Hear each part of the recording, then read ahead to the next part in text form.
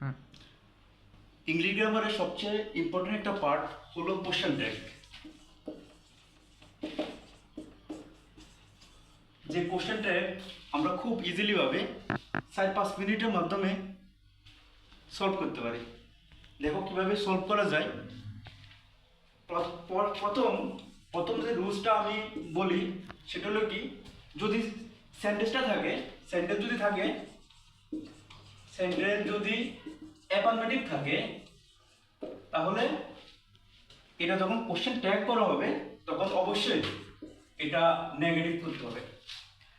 আর যদি যদি sentence negative থাকে তাহলে এটা অ্যাফার্মেটিভ করতে হবে। অ্যাকচুয়ালি ব্যাপারটা হলো কি, যে অ্যাফার্মেটিভ নেগেটিভ ব্যাপারগুলো কি কি। অ্যাফার্মেটিভ মানে হ্যাঁ বোধক, আর এবার নেগেটিভ মানে না বোধক।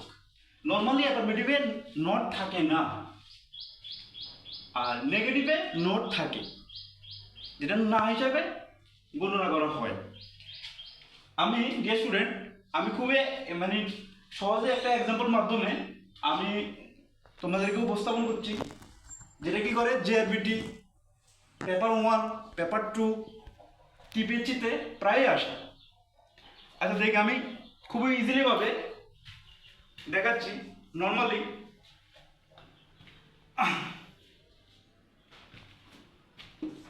you can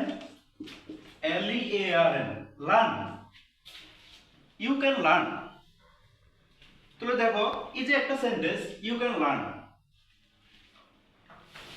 তো এই সেন্টেন্সে যখন আমরা এটাকে কোশ্চেন ট্যাগ করব, তাহলে আমরা কিভাবে এটা কোশ্চেন ট্যাগে আমরা নেব। প্রথম কাজ কি, এই সেন্টেন্সটা অ্যাফার্মেটিভ না নেগেটিভ এটা ফাইন্ড করতে হবে।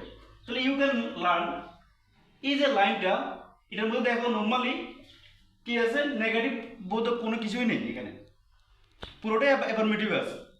তাহলে আমরা কি করব, এটা নেগেটিভ নেব। এবার যখন আমরা নেগেটিভ নেব তখন আমরা কি কি দেখব। প্রথম হলো আমার অক্সিলারি ভার্বটা এখানে সেন্টেন্স থেকে ফাইন্ড করতে হবে। Auxiliary verb you can learn, এখানে অক্সিলারি ভার্ব কোনটা, ক্যান। তো আমরা এখানে ক্যানটা লিখলাম। তো আমি কি বলেছি, কোশ্চেন ট্যাগের মধ্যে যদি লাইনটা অ্যাফার্মেটিভ হয় তাহলে যখন আমরা এটা ট্যাগ করব তখন অবশ্যই কি থাকবে, সেটা নেগেটিভ করতে হবে। তো নেগেটিভ যখন করব তখন আমরা কি করব, অক্সিলারি ভার্বটা আগে ফাইন্ড করব।